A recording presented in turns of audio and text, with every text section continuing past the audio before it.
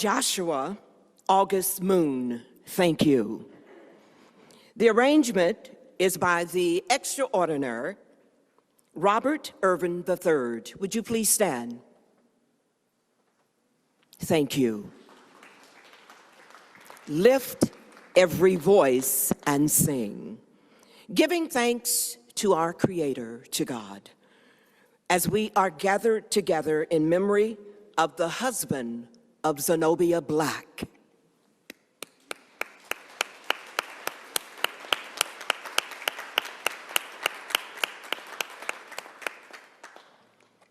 The father to Ermitra.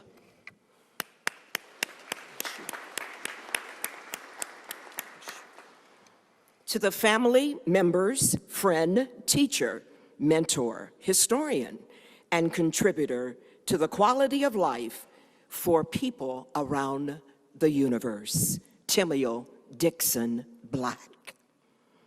The family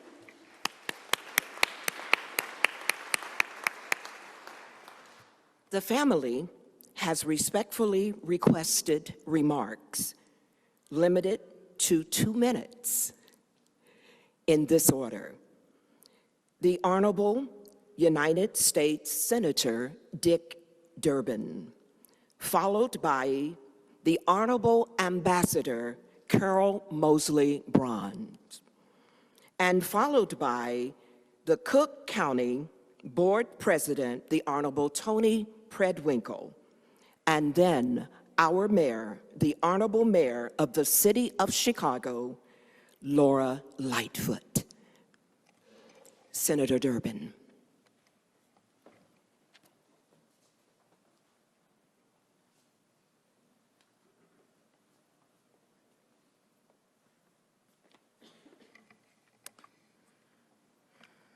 Reverend Cameron, President Preckwinkle, Mayor Lightfoot, honored guest, friends and fans of Tim Black. On December 7th, 1918, a star fell on Alabama. And weren't we blessed that the parents of that bright shining star joined the Great Migration and brought their baby boy to Chicago. To Tim's beloved family, especially Amitra and Zenobia, we've all lost a friend and hero. On behalf of the entire Illinois congressional delegation, I see my colleague Congressman Bobby Rush here, and all the delegation. We extend our sympathies this moment. It was 25 years ago that I first ran for the U.S. Senate. Zenobia graciously volunteered to be my driver on the South Side. It was a thrilling experience with a lot of creative driving. And Zenobia and Tim became my friends and have ever since. Then came that moment that none of us will forget in November of 2008 when Barack Obama was elected president. And the delegation can tell you that each of us is honored to have a number of tickets that we can give to people who want to attend the inaugural ceremonies. Now, it was interesting how many friends contacted me and how many new friends contacted me for those tickets. But I know where the first 2 tickets were going to go, to Tim and Zenobia. The reason is there might never have been a President Barack Obama were it not for Tim Black, or a Mayor Harold Washington, or Senator Carol Mosley Braun, as I'm sure she will remind us, without Timuel Black. I remember sitting on the inaugural platform that day and looking out down the mall to the Lincoln Memorial far in the distance and thinking that it was 45 years from that date in 1963 when the March on Washington took place, and that Tim and Zenobia, my guest, Tim had been an integral part of that, personally organizing buses so that thousands of people from Chicago could be present at that historic moment. It was like seeing the promise of America reaching an edge and stepping closer to justice. I thought, as I reflected on that day, that we all know that progress has been made in our lifetime, but it took a historian like Tim Black to remind us that in history, it's always 2 steps forward and 1 step back. Tim didn't just teach it, he lived it, which is why if we want to honor him, we can't stop our work for a more just world. It's why Tim Black never, in his 102 years on Earth, stopped working. He joined that segregated army, was there for the arrival weeks after D-Day, fought in the Battle of the Bulge, and came home and could have said, that's it, I've done my part, I'm going to go on with my life. But he didn't. He stepped in and dedicated himself to making humanity even better. That's not who he was. He was never a quitter. And after Dr. King was assassinated, Tim could have been cynical and stepped away. He never did. After every victory, he set his sights on a new goal. After every disappointment, he worked to find a better way. Tim Black was the griot on this South Side. He knew every inch of the South's sacred ground, and it seemed everybody knew him. And boy, did he have some stories to tell. I'm sure many of you remember him, about when he was 5 years old, seeing Louis Armstrong and falling in love with jazz, about sitting in front of a fellow student named Nat King Cole at DuSable High School, about working as an organizer with Paul Robeson and W.E.B. Du Bois. He knew Richard Wright and Langston Hughes, and I once said to him, how about Mahalia Jackson? Did you ever meet her? Oh, sure, she was my friend. She raised a lot of money, he said, for the movement, and we thanked her, but she had a hard and fast rule. She said she would never go to the South to raise money because she knew that it was a nonviolent cause, and if anybody ever used the N-word in her presence, they would get a smack in the face. Tim knew everybody. Everybody knew him. It was one last story I'll share with you. It was 2013 at the Interfaith Breakfast for Dr. Martin Luther King downtown. There were two main speakers and dear friends of mine. One was Tim Black, who I was honored to introduce. The other was John Lewis. What an inspiration it was to stand between these two giants. Now they've both gone home. Like every great teacher, Tim Black taught us all important lessons, but he also left us with assignments.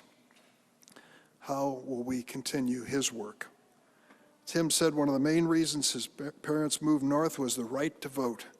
They had lived with the indignity of Jim Crow, and their son never forgot. We cannot forget either to fight for that right as well. One of the things I've learned about this life is that you never really lose the people you love. If you are present and willing to open your heart, over time, the things that you loved and admired about those who have departed become a part of you.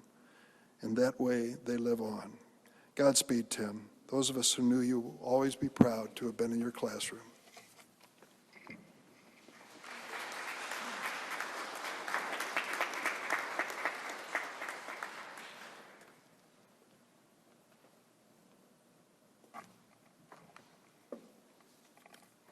To the family of Timuel Black, Reverend clergy, ladies and gentlemen, all friends of Tim's, I'm really honored to be given an opportunity to share with you. My name is Carol Mosley Braun, and I want to quote St. Francis of Assisi, who said, "Remember when you leave this earth, you can take nothing that you have received with you, only what you have given, a full heart enriched by honest service, love, sacrifice, and courage." That exemplified Tim Black's life. He was a giver. He gave to his community. He gave to his world. He gave more than he took. And he was always selfless and in his drive to make things better for other people. And so I am honored to have known him, honored to be given this opportunity. Thank you, Zenobia, for giving me the opportunity to say a few words over Tim's casket here. And to all of you, I'm grateful that you're here today. And we have lost a dear friend. We've lost a giver, a great man, and I am honored to have known him. Thank you all.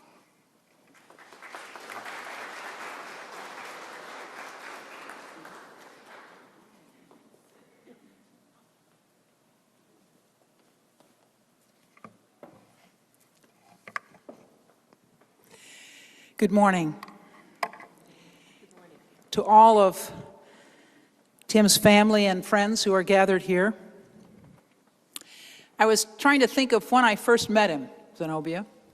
And I figure it was at least 50 years ago.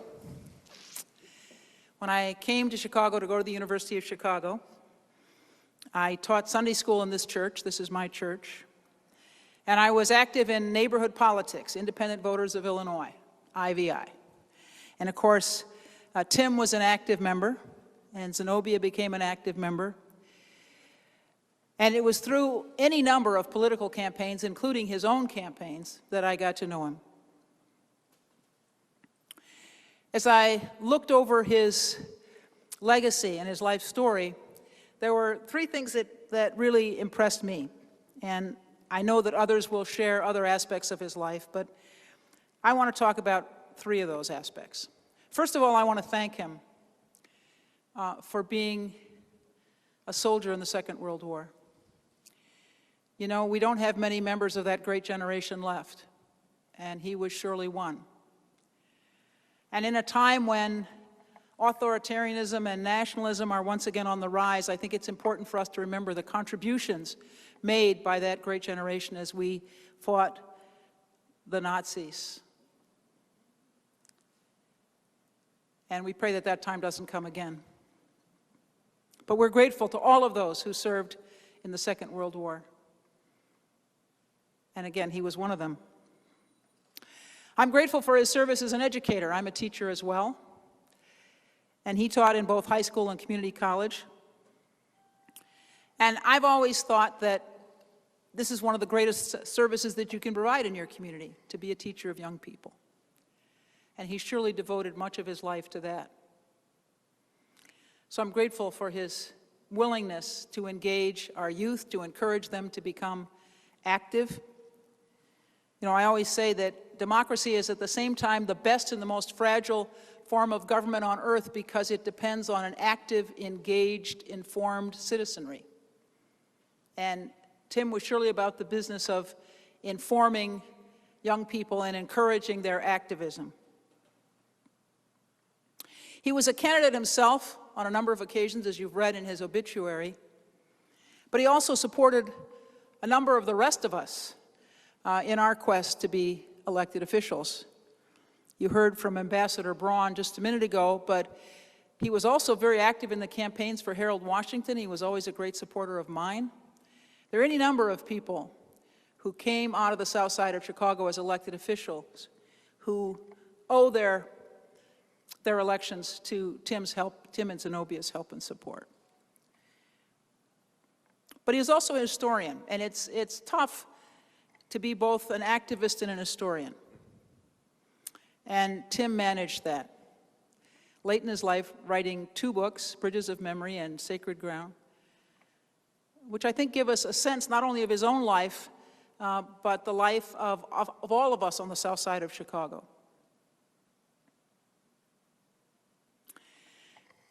I used to tell my own students that the struggle for social justice, the struggle to end racial inequity, were the work of our lifetimes, however old we are. And surely, for almost 100 years, that was Tim's struggle, that was his mission as well. And we thank his family, and we thank him for a life well lived and for his service to his country. Thank you.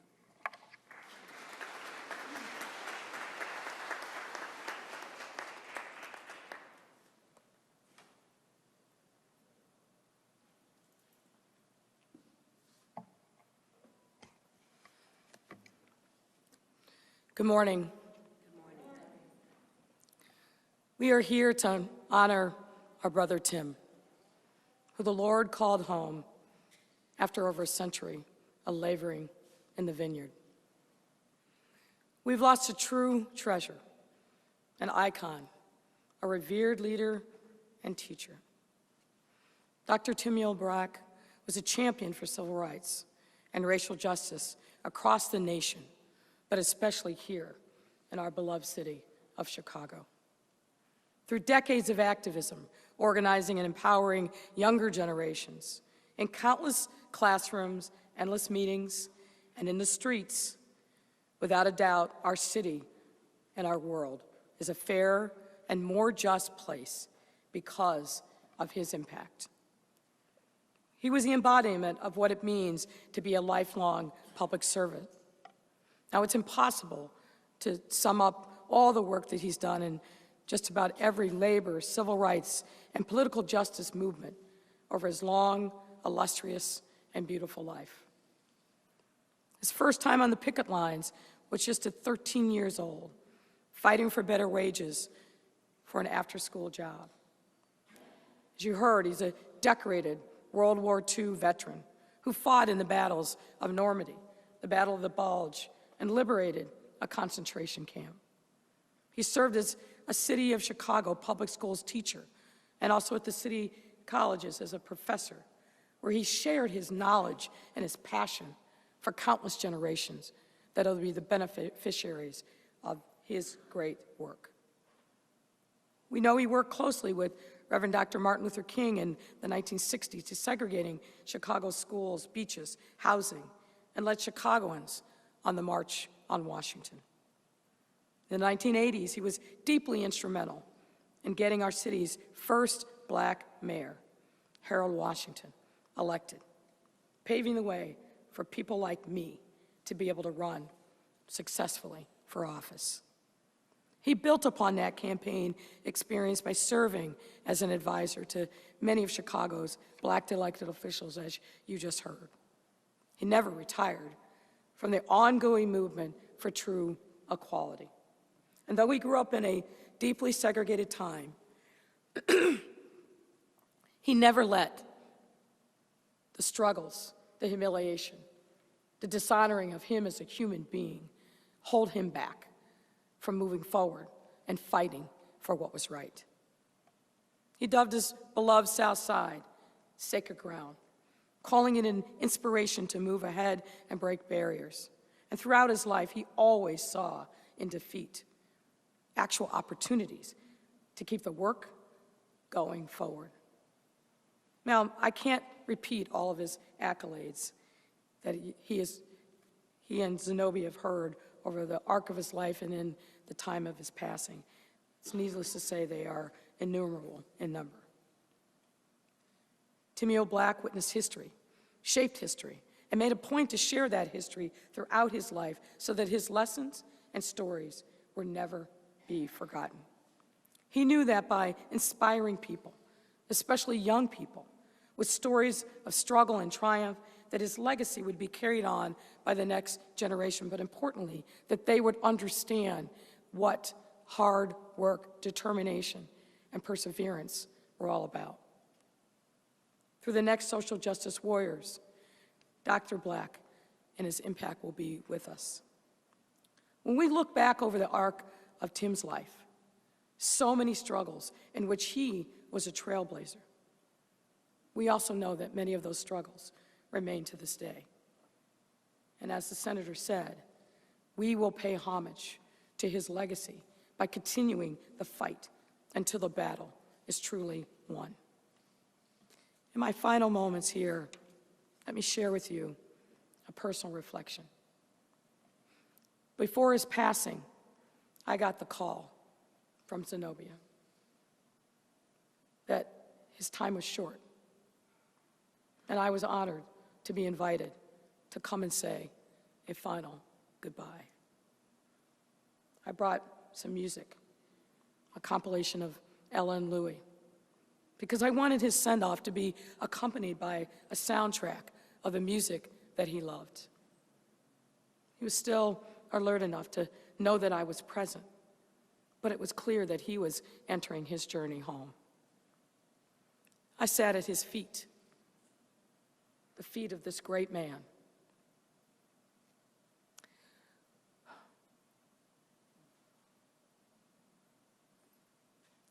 Who had nurtured and cared for so many. We didn't talk much, but I was moved to touch his feet. Those white socks were there for his comfort and warmth. And I saw not just the great Tim Black, but in my head, I was transported to some of my last precious moments with my own father. I prayed to the Lord to make my friend Tim his final moments pain-free, to lift the burdens of this world, and to bring him to eternal peace. And even though Ella and Louie were playing, the song in my head is one that I know from my youth, from being in church. And some of you know it as well. Walk in the light, the beautiful light, down where the dewdrops of mercy shine bright. Shine all around us by day and by night. Jesus, the light of the world. We have all been bathed in the beautiful light of our brother Tim. Let us lift up his name to the Lord so that God may welcome him into his arms and render unto him his well-earned rest. Zenobia, our sister, our love for you has grown, not dimmed, with Tim's passing. Lean into the many, many arms that are wrapped around you this day and every day for the rest of your life. And let us also pray that God shines light on Zenobia and all his loved ones so that they may find strength and healing in this time. Let us thank God for the time that we had with Timuel Black. Let us thank God for all he has done to enrich our lives and our city. Thank you. It's an honor to be here in your presence, and God bless you all.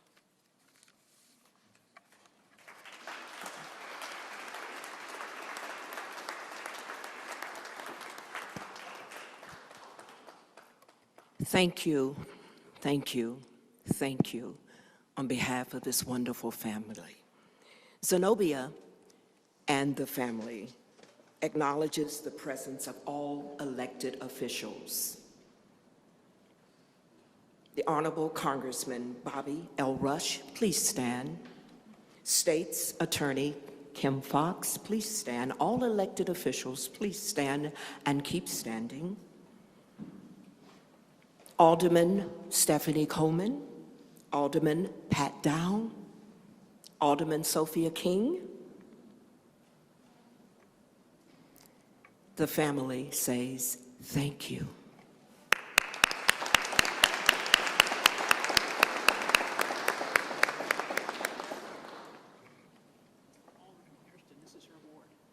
Alderman Leslie Harrison, we are in your ward. Please stand. There she is. God bless you. Let's give all of them a round of applause again. Thank you. The obituary will be read silently at this time. Joshua, would you give us some beautiful music?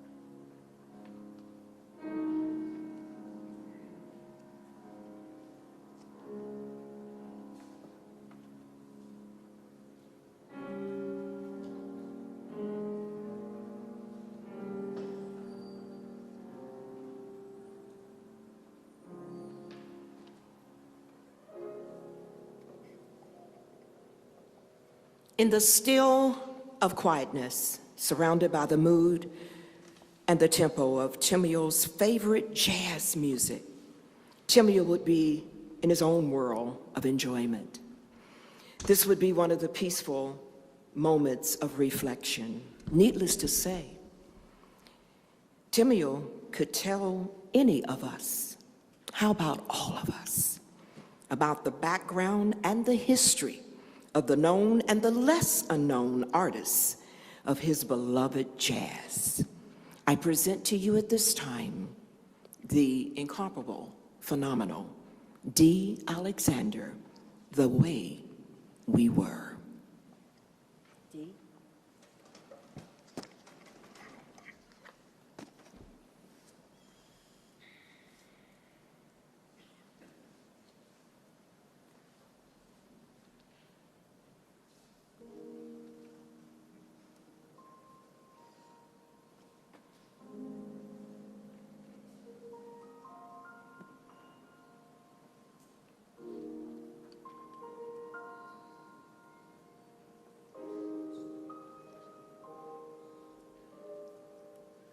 Memories like the corners of my mind, misty watercolored memories of the way we were.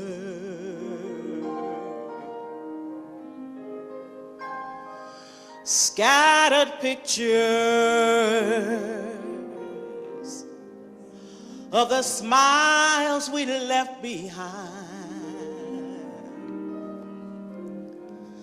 smiles we gave to one another for the way we were.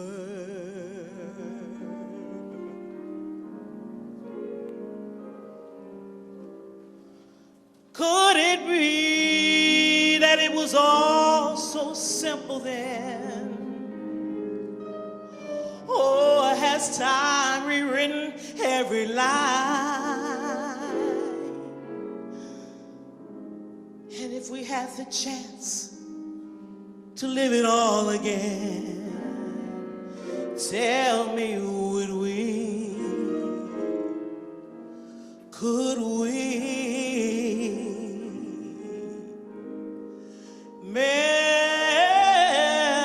Memories may be beautiful and yet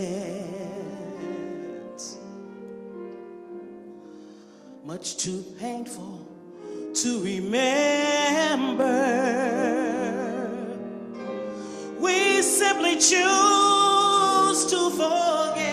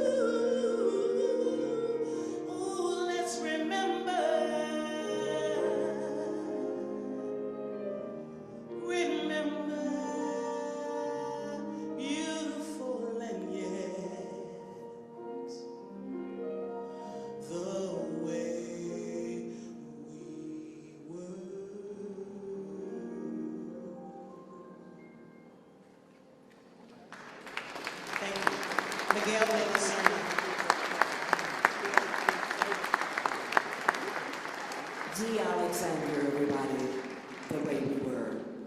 Zenobia, for you. In remembrance of Timuel Dixon Black, Professor of Journalism at the University of Illinois, Leon Dash, followed by Chair Emeritus of DuSable Museum of African American History and the founder, CEO of Bronzeville Children's Museum, Peggy Montes. Then Michael Alexander Strauss of the Obama Foundation. Professor Dash first.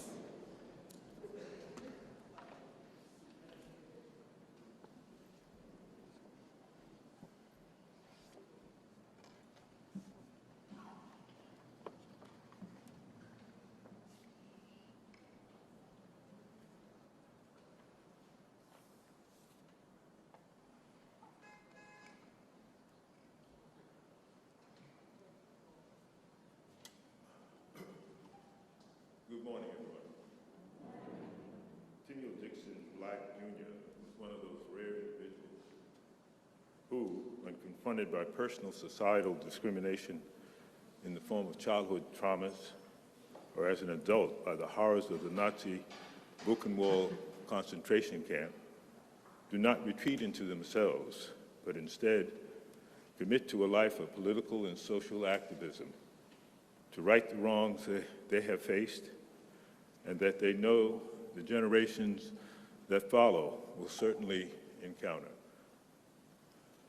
Quote, I'm realistic enough to know that the discrimination African Americans have always faced when I was growing up in Chicago and throughout the United States, will not have disappeared even long after I'm gone, said Tim Black. We talked about the many parts of Tim's life, going back as far as his interactions with his maternal grandmother, Laura McConnor, a Black woman born enslaved in Alabama in the 1850s.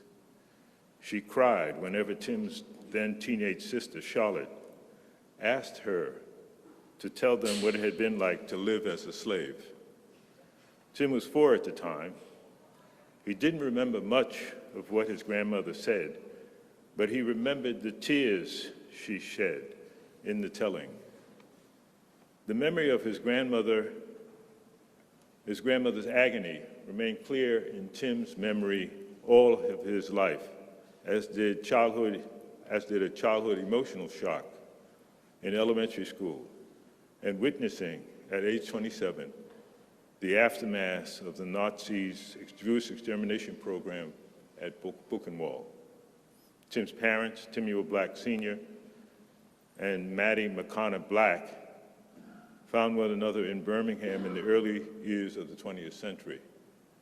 9-month-old Tim arrived in Chicago with his parents, older brother and older sister in August 1919, just after the Illinois militia had put down one of the worst race riots in Chicago's histories.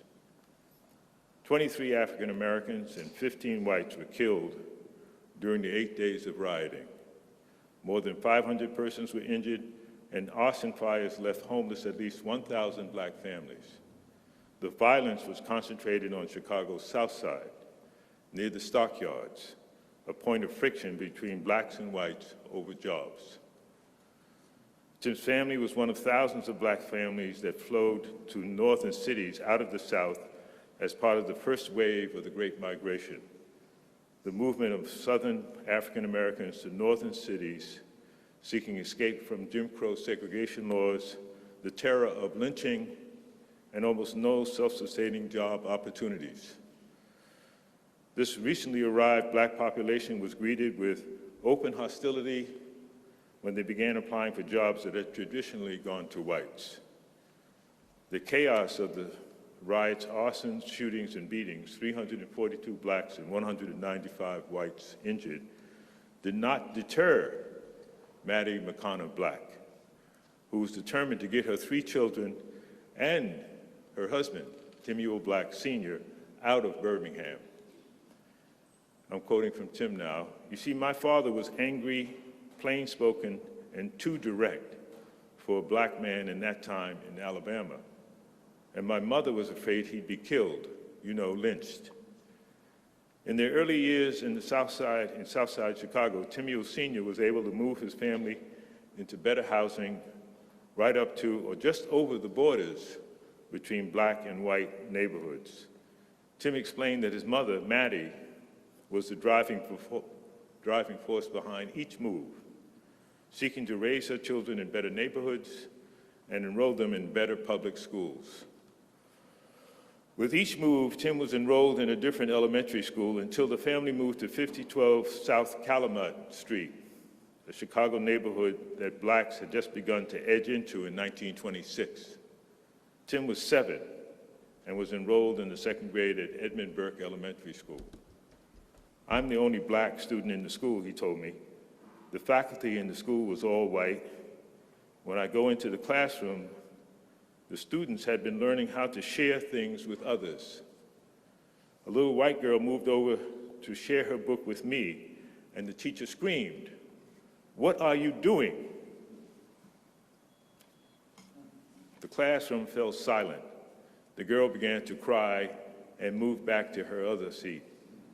I started crying, wondering why my mama would put me in such a situation, Tim remembered. He remembers he just sat at his desk the rest of the day. I knew immediately that the teacher had screamed because she did not want a white student sitting next to a black student. That afternoon, Tim told his mother what had happened. Maddie went to Burke School the next morning. Tim was told his mother spoke to his teacher and the school's principal, but he was not told what was said. There were no more incidents in his classroom. That's the bottom line. Years later,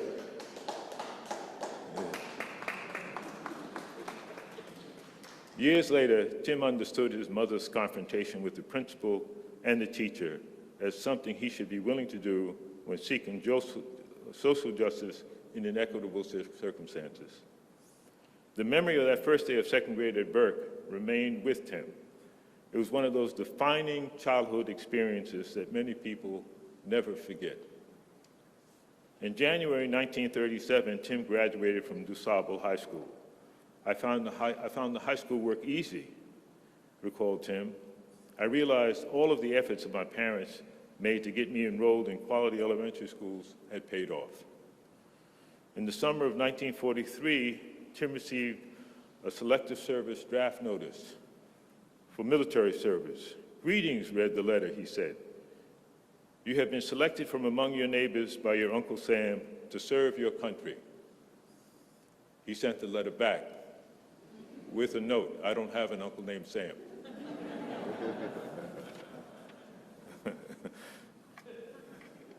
A second draft letter arrived a short time later with instructions for him to report for a physical on August 8th. His mother advised him to follow the second letter's instructions before federal authorities sent people to their house to forcibly retrieve him. Tim went. They wanted me to salute the American flag, and I refused to salute the flag, but they drafted me anyway. Ironically, Tim was sent for basic training to Fort Lee, named in honor of Confederate General Robert E. Lee in Prince George County, Virginia. As of January of this year, Fort Lee and several other Army camps named after Confederate military officers are being reviewed with the idea of renaming them. It was at Fort Lee that Tim met my late father, Leon de Castedas Sr., who had been drafted into the Army in New York City. Both men became lifelong friends and were assigned to the segregated 308th Quartermaster Battalion.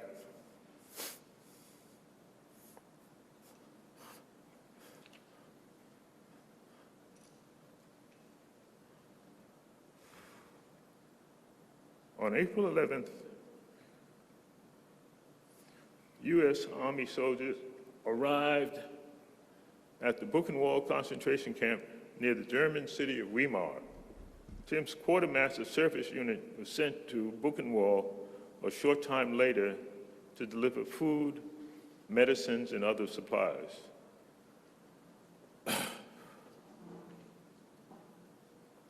I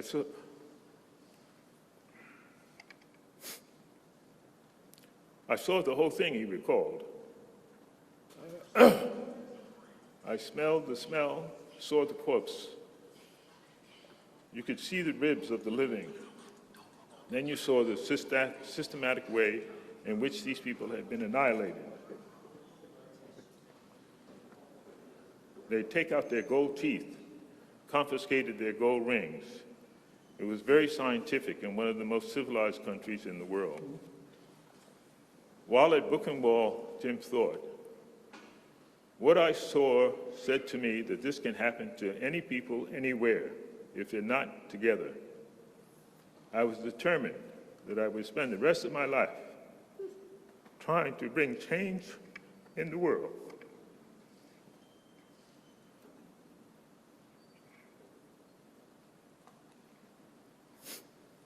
Tim lived up to his vow through 7 decades of teaching and fighting for everyone's civil, political, and human rights. And may he rest in peace.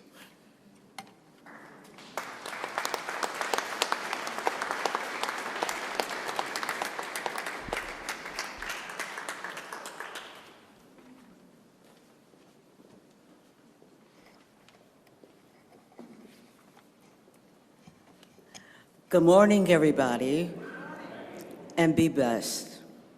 To Z, family, relatives, and friends, Dylan Thomas, the great poet, wrote a famous poet to his dying father. He said, "Do not go gently into that good night. Old age should burn and rave at close of day. Rage, rage against the dying of the night." However, Tim did go gently into that good night, but he did not do so with rage against his dying of his night, because he accepted this next step as a transition to another step on his purposeful journey. Tim seized every day. He embraced life rather than let it pass him by. His purpose was to help everyone with love. Joy and a life well lived was reflected in Tim's eyes, his face, his smile. In fact, I cannot recall when I ever saw him full of unhappiness. He was always helping in any way he could. I called upon him many times to help me. The first time was during the Harold Washington campaign. The campaign was floundering at the end of December 1982. The question was how to get it moving to elect Harold. A group of women, many of them who have passed, named Reverend Willie Barrow, Nancy Jefferson, Rebecca Sive, Addie Wyatt, and Hortensia Randolph and I knew it was time to get women involved to inject a new spirit. Women, it felt, could make a difference, and we did. We formed a women's network for Harold. Women from all over Chicago came. We held many rallies. We didn't, however, want to leave the men out. And so we called upon Tim to be one of our speakers at each one of our rallies. He was so excited about helping the women to get their men out to vote. Because of Tim and the Women's Network, we were successful in ending up with the first Black mayor of the city of Chicago. The second remembrance was with Tim working with Dr. Margaret Burroughs and me to save the millions of dollars designated for the new Harold Washington wing by the state. The money was going to be taken away from us because we were slow in building the new wing. Tim, along with Dr. Burroughs and I, spent many years lobbying the legislators to not touch our money. Because of Tim and his dedicated efforts, the Harold Washington Wing for the DuSable Museum was built. The last memory of Tim was his determination to have something named after Dr. Margaret Burroughs. We are all DuSableites, and we love our school, but especially we love Dr. Margaret Burroughs because of her fantastic contribution to the city of Chicago.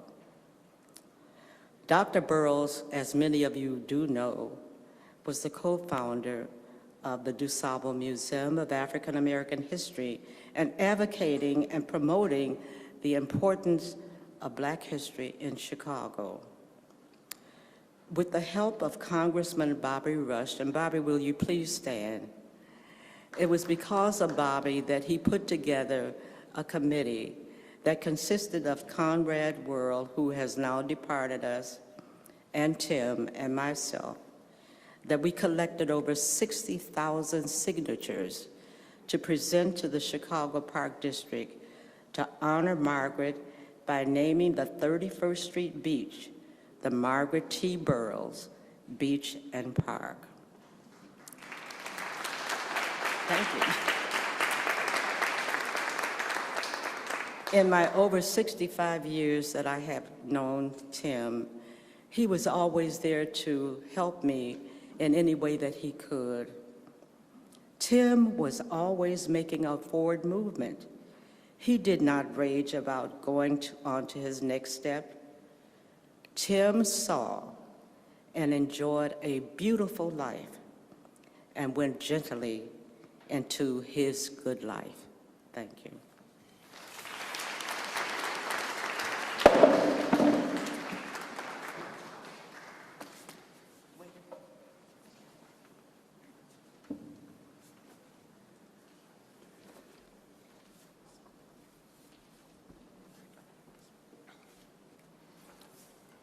Thank you. Good morning.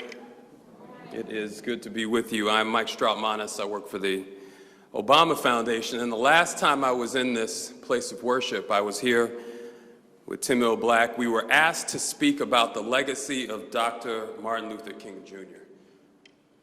As you can imagine, I was more than a little intimidated to be here talking about the legacy of a man he was a friend of and that he knew well. But when I arrived, I felt nothing but gratitude and love because of the spirit that fills this church. And so this morning, I have the great honor of paying tribute to a man that embodies the values that my parents taught me. Values of patriotism, pride in my race and heritage, the obligations of citizenship, the importance of education and hard work, and the truth that life can be a joyful journey, even if it is as tinged with pain and loss and death.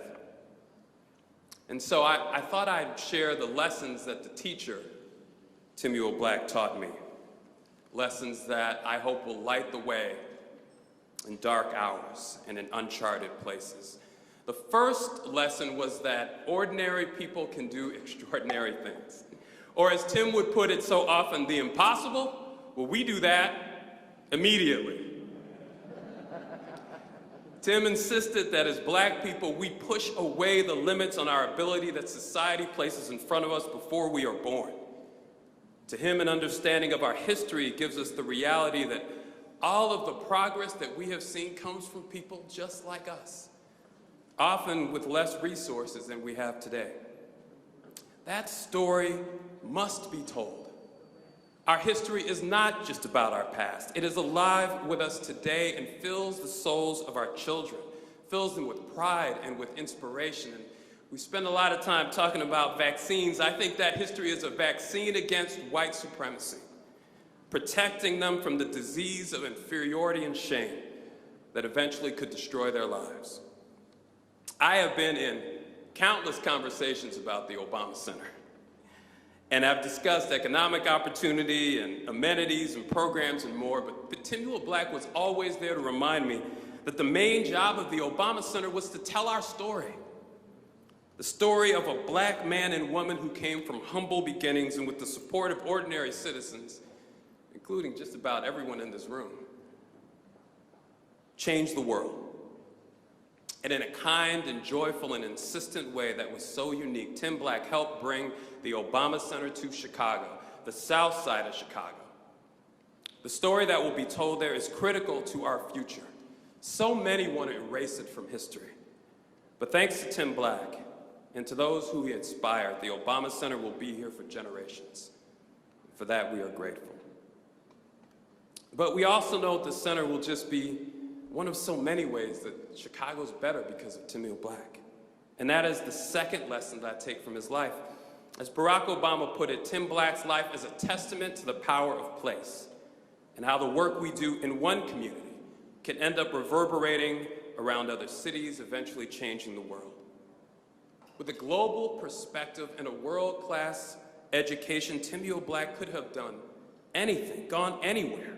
But he chose to invest right here on the South Side, teaching, writing, capturing the stories of Chicago through its people, and insisting upon meaningful progress through civil rights.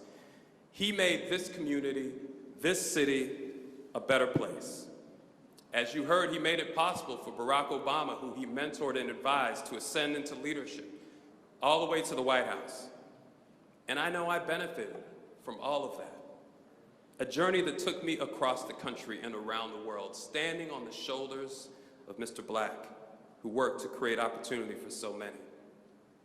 So you can imagine my gratitude when Providence eventually sent me back home, right here, where I found support, inspiration, and mentorship from the great man himself. It was a privilege to spend a few years with him.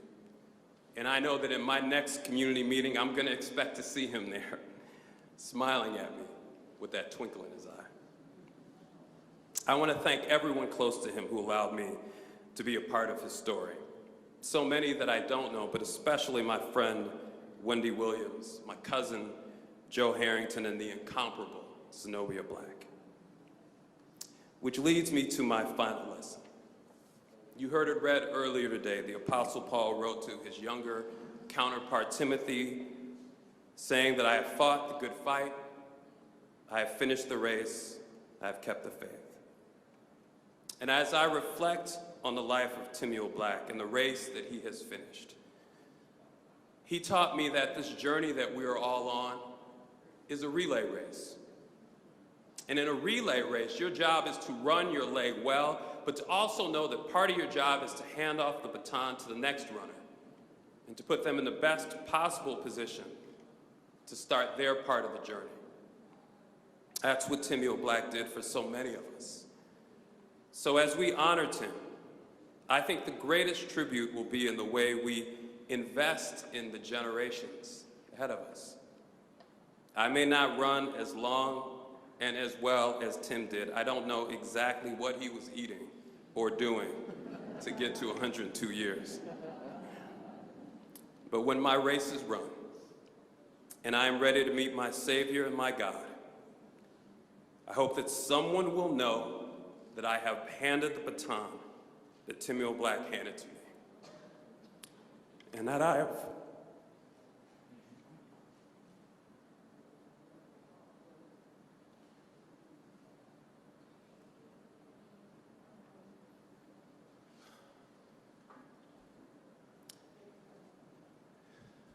have done my part to move us closer to the beloved community that Tim Black wished for all of us. Today we honor his memory, and on behalf of Michelle and Barack Obama and the entire Obama Foundation, we share our love for his family and friends and our gratitude for his wisdom. Thank you.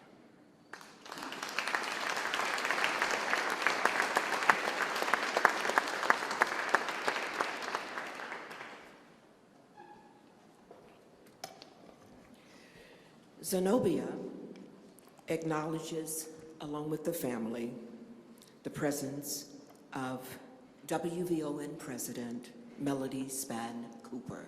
Please stand.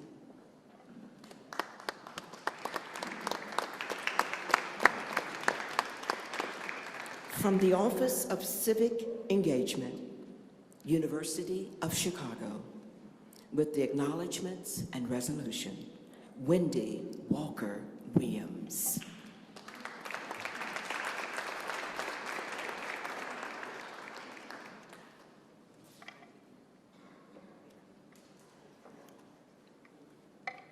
Good afternoon.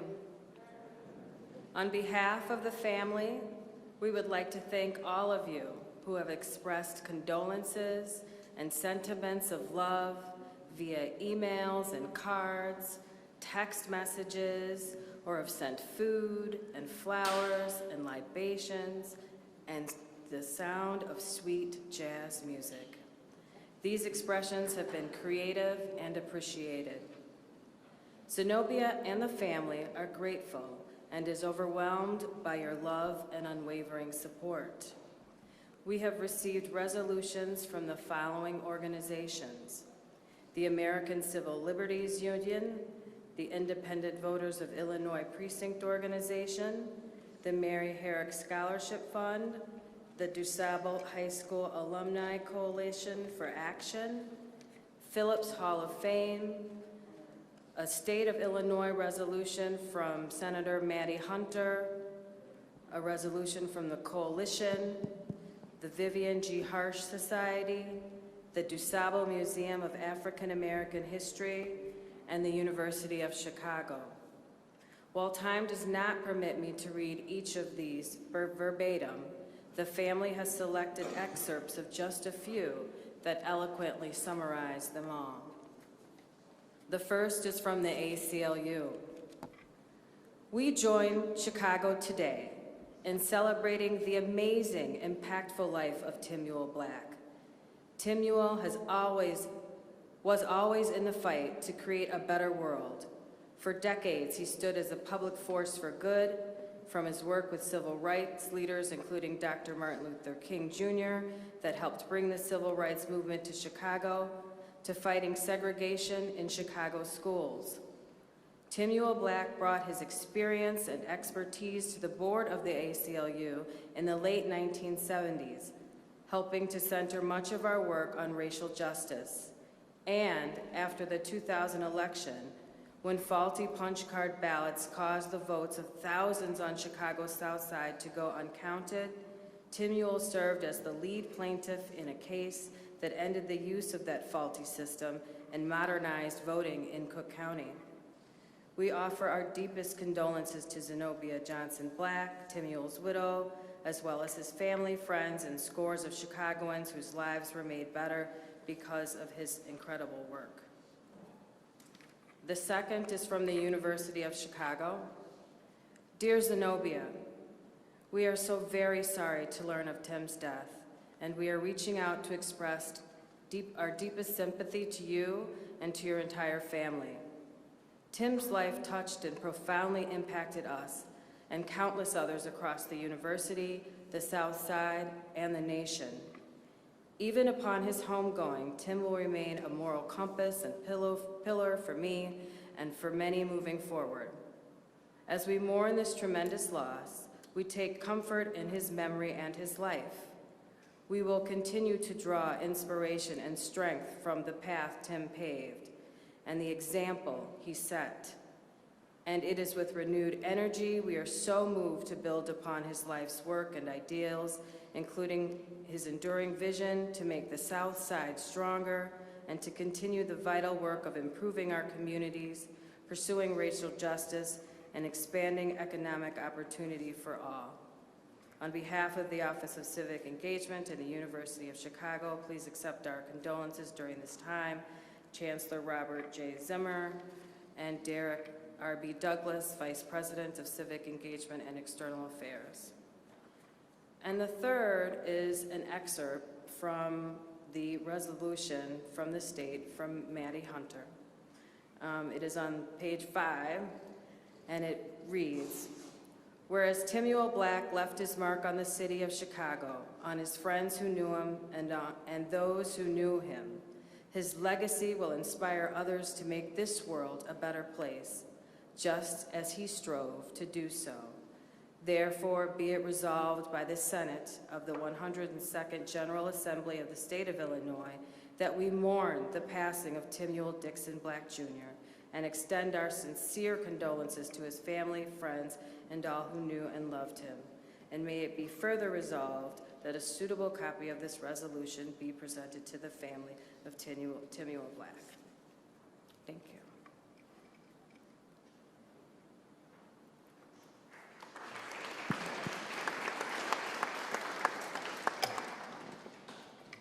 Thank you, Wendy. On January the 23rd, 1943, Duke Ellington first introduced this next song, everybody, at Carnegie Hall. I present to you the phenomenal, remarkable Tammy McCann singing Come Sunday. Directly after Tammy, you will hear the voice of the leader, the friend, the phenomenal pastor of Faith Community of St. Savannah, Father Michael Pfleger. Tammy?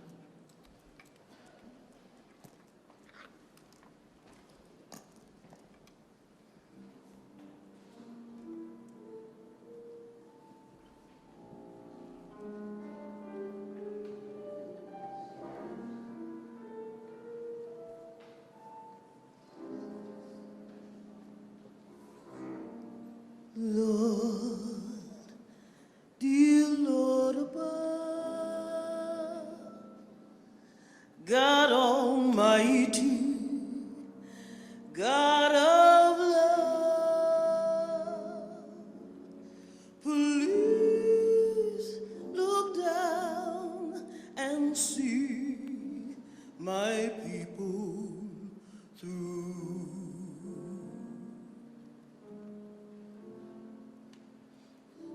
Lord, dear Lord,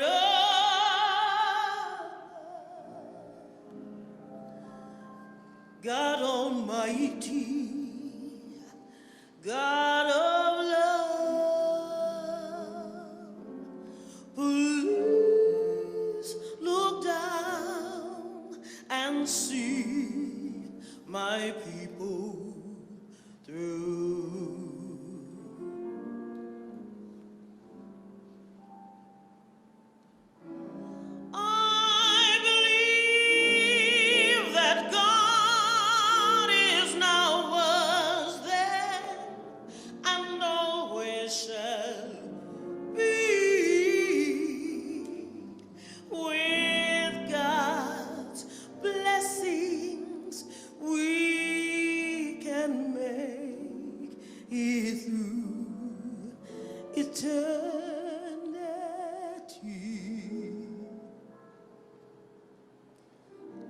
He will bring you peace, and he'll ease your troubled mind.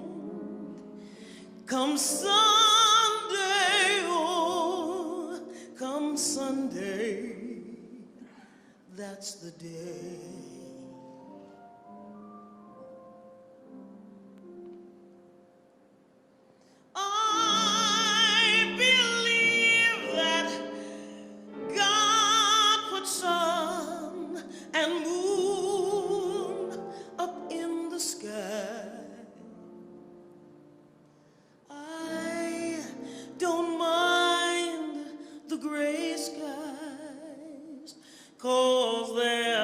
Clouds passing by. Lord, dear Lord above, God Almighty, God of love, please look down, oh please look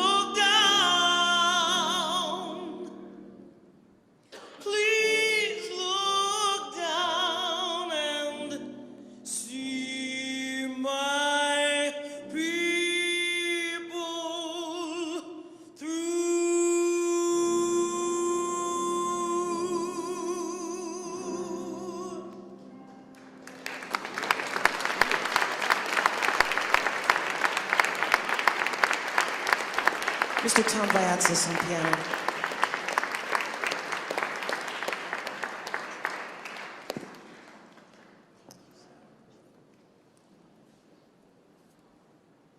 Thank you, Tammy. Reverend Cameron, Senator Durbin, President Preckwinkle, Mayor Lightfoot, State's Attorney Fox, and all the speakers and elected officials, Zenobia, and all the friends. We would be less than honest if we did not admit that we gather here with feelings of loss and hurt. It is difficult to lose someone so amazing, to lose the physical presence of someone so full of life, no matter the preparation we think we have. It's difficult to lose someone who has touched us so deeply, shaped history so profoundly, and left an imprint on us so incredibly. But we come to celebrate. To celebrate because, like Timuel Black, we are grounded in a faith that reminds us death is not an end, but rather a stepping stone to the resurrected life Jesus promised us and gave us on Calvary. Thus, our faith allows us, amidst all our feelings and loss on this side of Jordan, our faith lets us hear the hallelujahs on the other side of Jordan as a prince comes home. The scriptures tell us that we shall be known by the fruit that we bear. And there are few, indeed, who have bore more fruit and richer fruit than Timuel Black. And we, brothers and sisters, who gather here, come to thank him and thank God for the gift. For we here were nourished, and yes, we have been made healthier and more human because of his life. Timuel Black has a rich history. Born in Birmingham, Alabama, coming to Chicago as part of the Great Migration, becoming part of the history of the Great Black Belt, serving in the military, helping to liberate the Buchenwald concentration camp, attending DuSable High School, Roosevelt University, and the University of Chicago. And although he taught in both high school and college inside of buildings, the world was Timuel Black's classroom. And we are blessed enough to have been some of his many students.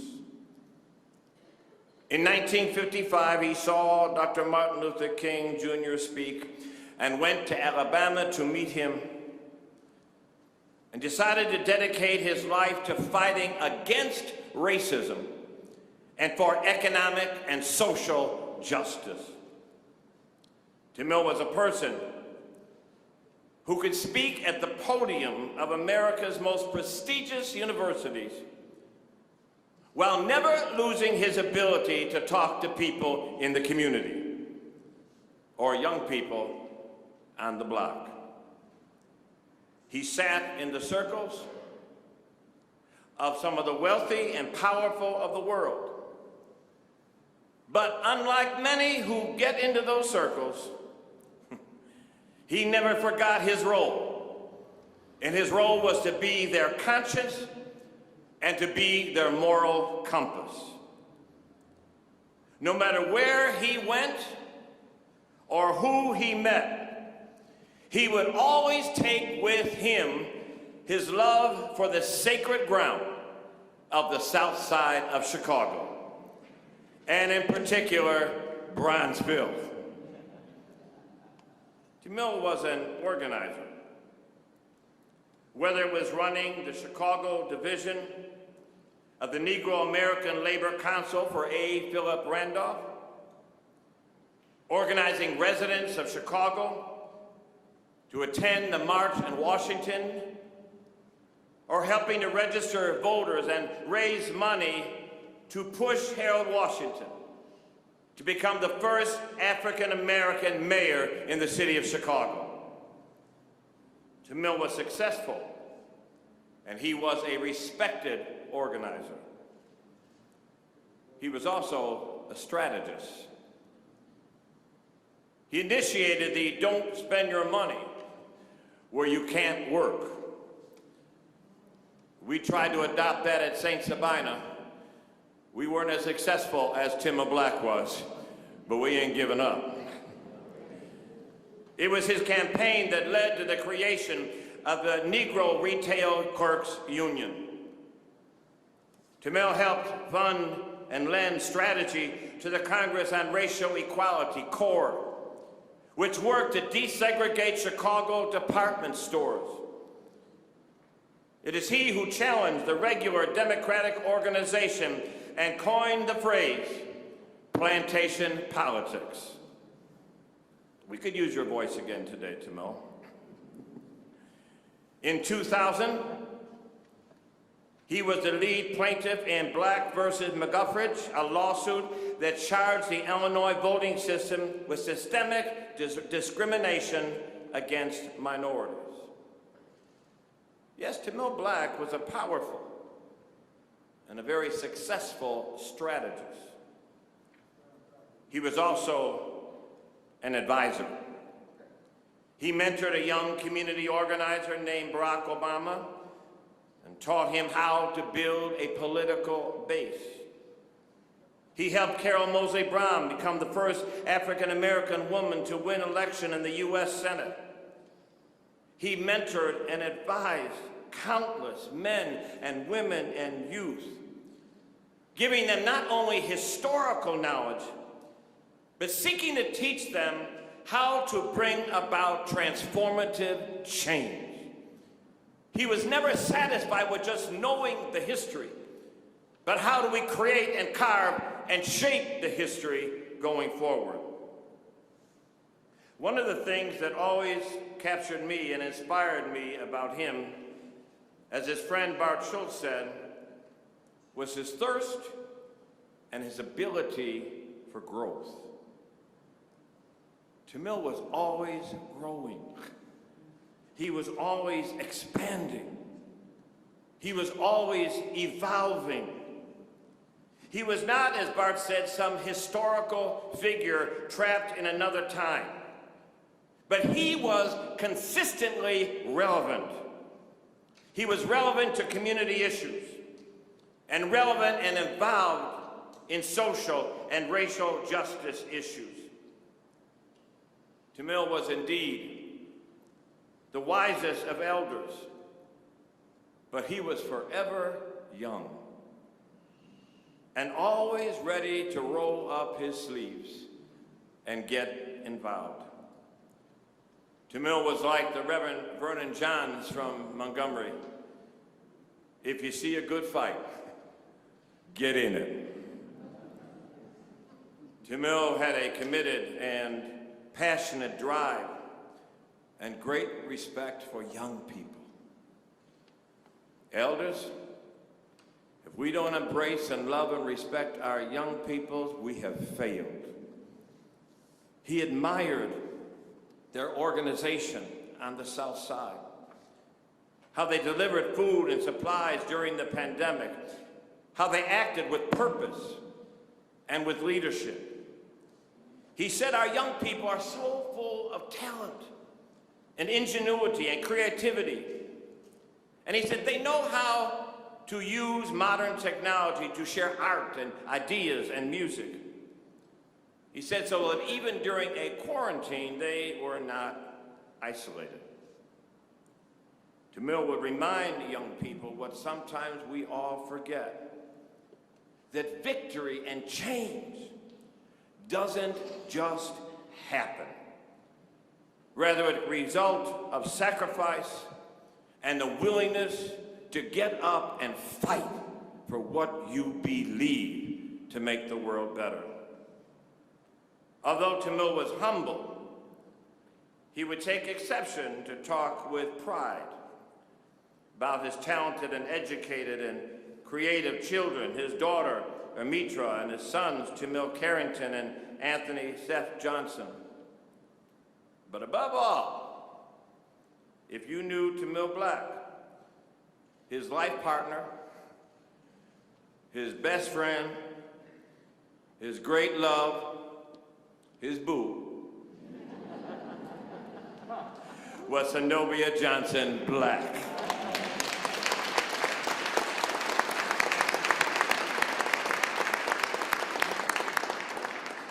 He said, "My beautiful young wife, wasn't I smart to marry her?" He loved him some Zenobia. And Zenobia, thank you. Thank you for the love, for the support, for the consistent caring you gave your husband up to his very last breath. Thank you.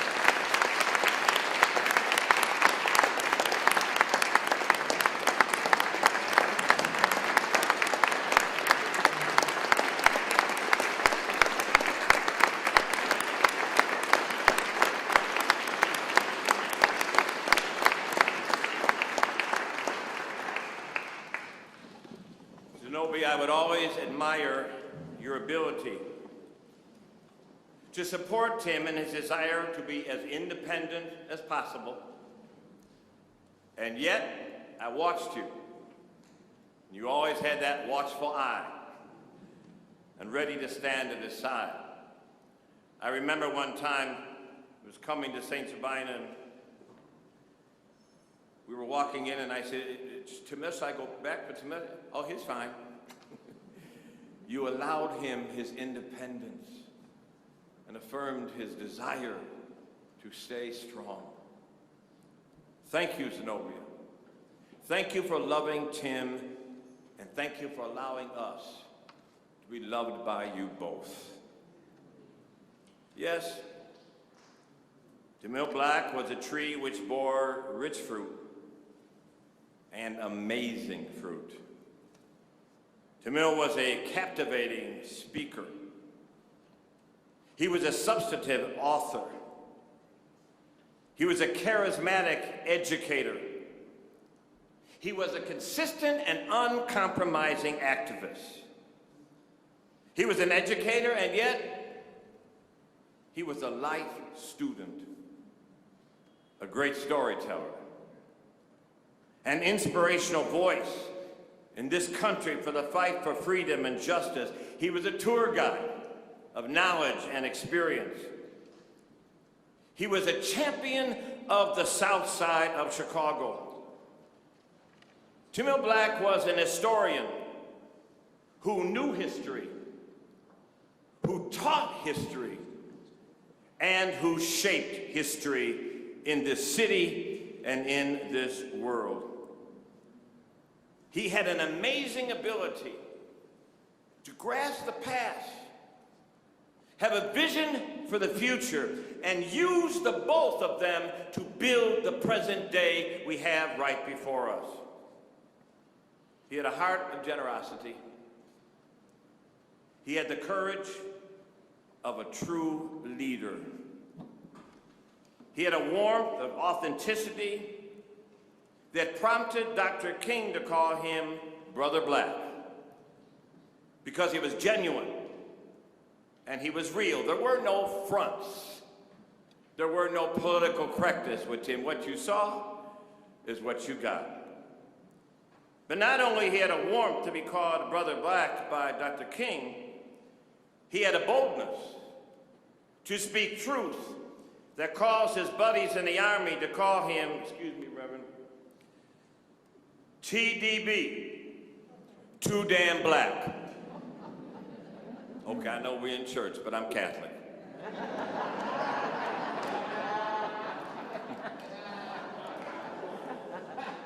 Timuel had a smile that was full of love and kindness and humility, a smile that would put you at ease even while he was challenging you. He had an unquenchable spirit to hope, and he had a tenacity to never quit and never, ever, ever give up, because he knew trouble don't last always. The second book of Timothy that we've heard quoted here this morning tells us in chapter 4, I have fought the good fight. I finished the race. I've kept the faith. I have got to believe in my heart that Brother Timothy was looking down the hallways of time and was thinking about Brother Black when he wrote that. Because Professor Dr. TDB Timuel Black fought the good fight. He finished the race. He kept the faith. But now, it is up to you and I to not just come here to honor and remember him, but it is you and I who have the honor of sitting in his presence over these 102 years and glean from his wisdom. It is up to you and I to pick up the mantle of Timuel Black, to water and fertilize the seeds that he planted in us, and to help them grow and help them blossom. We never needed a Timuel Black more in this world than right now, and we need to pick up the mantle so that we must carry his mission forward to demand justice, to fight for freedom, and realize the dream that he sought his life to try to enflesh. Yes, the arc bends towards justice, but we've got to pull it down. So today, we come with you, Zenobia, to join in the hallelujahs of the saints in heaven. Timuel, you enter the place prepared for you, not made with human hands. Brother Black, walk down the streets of gold, framed by the jasper walls.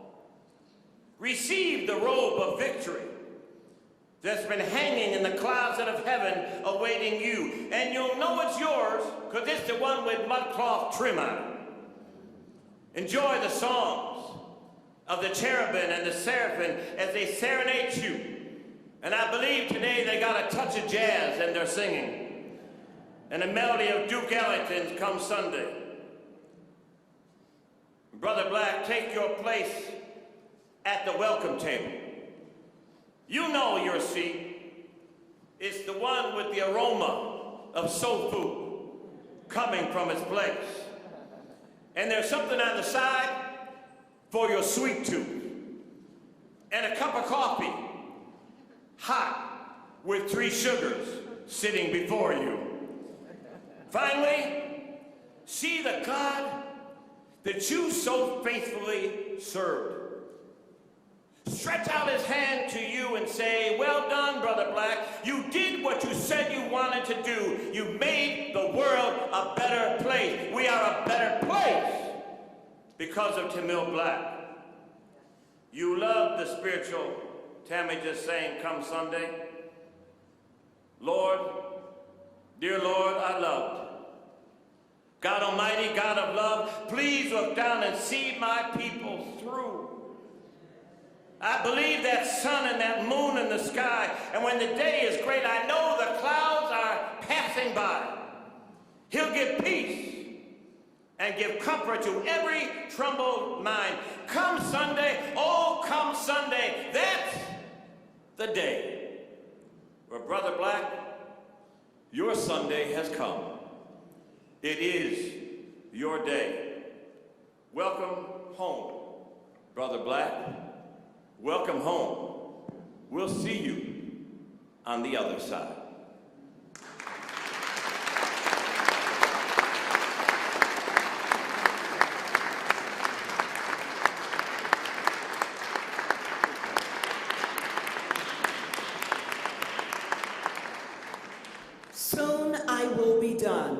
with the troubles of this world, written in 1934 by William Dawson, I present to you the phenomenal Kathy Townsend.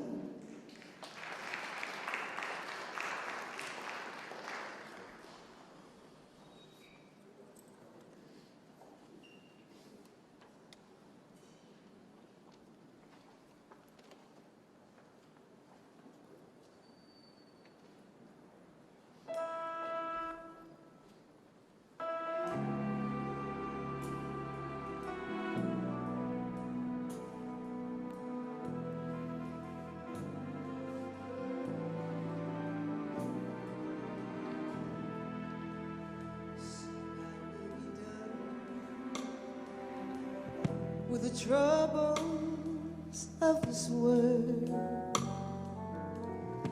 troubles of this world, troubles of this world, soon I will be done with the troubles of this world. I'm going home to leave with God. Soon I will be done with the troubles of this world, the troubles of this old world. All the troubles of the world. Soon I will be done with the troubles of the world. I'm going home to live with God. There'll be no more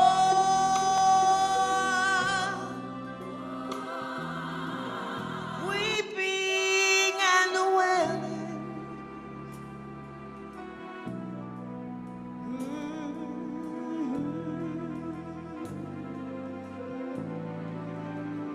There'll be no more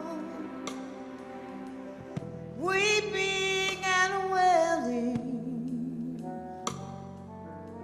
Soon I will be done with the troubles of this old world. No more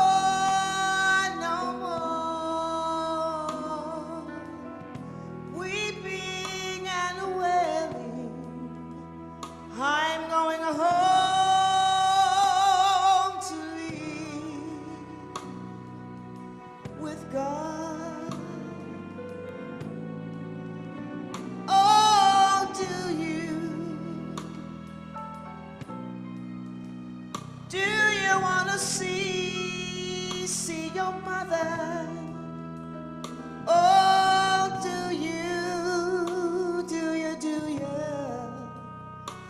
you want to see your dear mother? Do you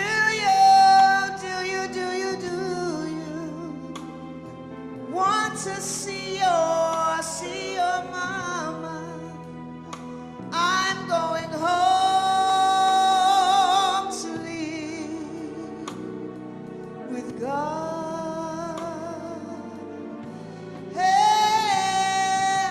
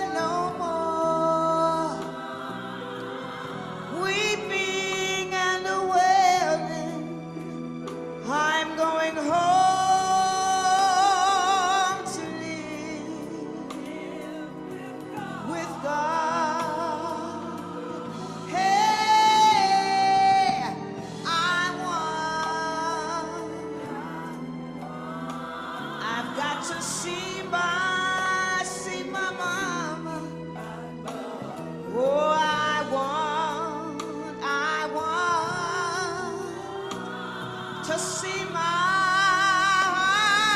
dear mother. Hey, I want to see my mama. I'm going home, yes I am, to live with God. There'll be no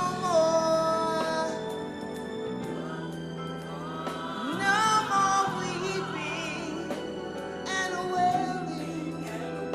There'll be no more, no more, no more, no weeping and wailing. There'll be no more, no more weeping and wailing. I'm going home to live with God. Hey, do you want to see King Jesus? Oh, do you want to see King Jesus? Oh, do you want to see King Jesus? I'm going home, yes I am, to live with God. And there'll be no more weeping and wailing. There won't be no more weeping and wailing. There'll be no more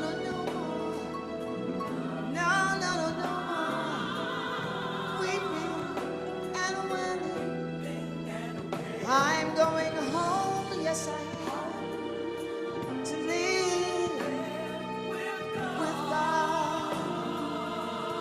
I'm going home to live with God. Yes, I'm going home to live.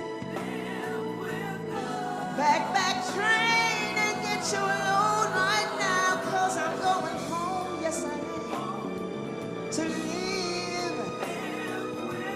Hey, do you want to see Jesus? 'Cause I'm going home, yes I am, to live. Yeah.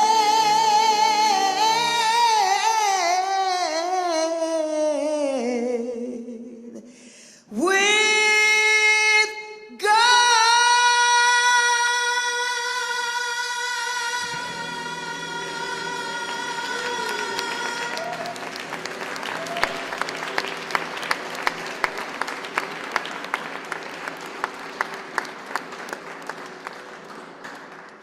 Directors, will you come at this time?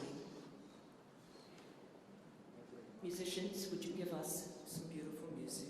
We're going to have our final viewing at this time. Thanks, Kathy. Our final viewing at this time, family only. Following will be instructions by Joseph Harrington. Joe will come right after the family viewing.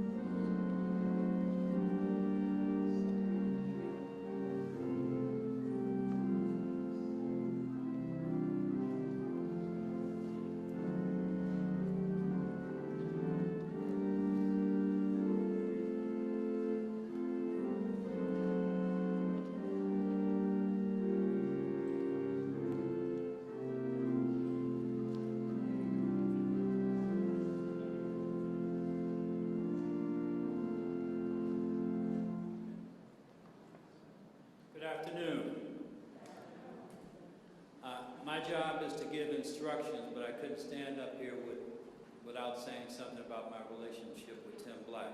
So I'll start with instructions because that's what I was told to do, and then I'll make a brief reflection. Basically, after the service and the repast, the interment will take place at Burroughs Cemetery, 127th and Costner.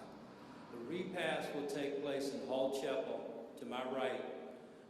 We may take a moment because we have people seated in there for the overflow, so we'll move them out.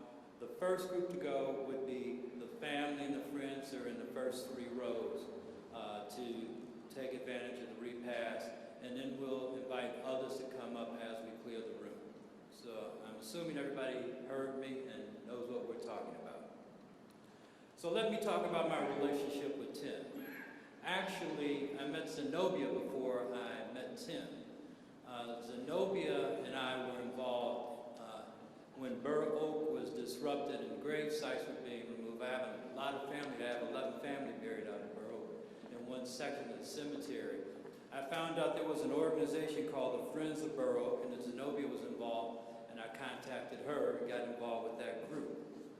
I didn't really know at the time, and she might not know this, that I didn't know she was married to Tim. I just knew she was somebody that I could work with on an issue that was important to me. Now, how I came to met and really know Tim is because of this church. Tim and I were both members of this church, as is President Tony Preckwinkle. So this is my home church.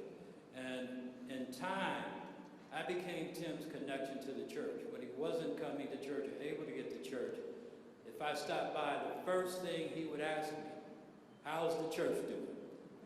He would also say, tell them don't forget the old man. And I said, I'll go back and let them know that you still are a member, that you're concerned about them. So we developed a close relationship over time, spent a lot of time with him. I would take him places when he had to talk, involved with the preparation of this service, so we became very close friends. But I really want to use some words that that are important to those of us that belong to this church. Our church is a covenantal church. We live in this church and we practice our worship in this church under covenant. And every Sunday we come here, we're asked to read our covenant aloud. And I thought it would be fitting to read that covenant because it's short. And it's something that would apply to everybody. It's a covenant that I try to live by every day of my life. And it goes like this. Love is the spirit of this church, and service its law. That is our great covenant, to dwell together in peace, to seek the truth in love, and to help one another. And those are words that Tim lived by. The other thing that I feel compelled to do is remind you that while Tim is not with us here today, he's in this room in another way. Tim would want you to know that while he's not here, his work goes on. His legacy and his life and his body of work will continue through us. And so we have to pick up the banner, although Tim is not here. And I'm going to leave you with words that I often heard Tim say that will be your charge moving forward. Trouble don't last always. A change is going to come. The door will open. Be ready. Be ready. So let it be. Amen. Ashe.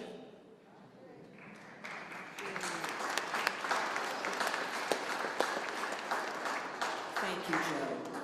I would like to say to this family before Reverend Don Cameron gives the benediction, on behalf of my husband, Pastor Frank Walton, and myself, Pam Morris Walton, your gospel sister, I will dedicate my Sunday broadcast completely to Timuel Black on WVON, the Talk of Chicago, on Sunday from 11 to 2 with gospel and jazz. Thank you. To be in your presence is a gift. Pastor Reverend Don Cameron. with the benediction.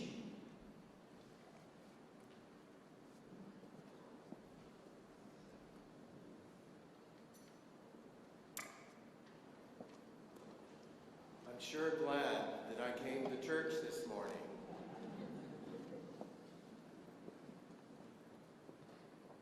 And it's true that Timuel will live through us. But I want to take it a step further. To honor Timuel Black, to carry on his legacy, our sacred calling is clear. To do everything we can to make the world a better place. Not for you and me, but for everyone. That's the vision. So that one day soon we can all live together in beloved community. So as we leave this place, let us dedicate ourselves, us ordinary people, let us dedicate ourselves to the task before us. That one day soon, this country will live up to its creed and that all people will be free. Amen.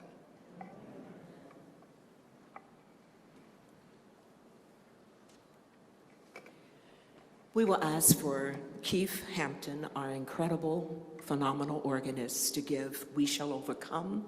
Reverend Stewart, I'm going to ask if you will come, and Pastor and Father Pfleger to guide the family into Hall Chapel for the repast, if you will do that at this time.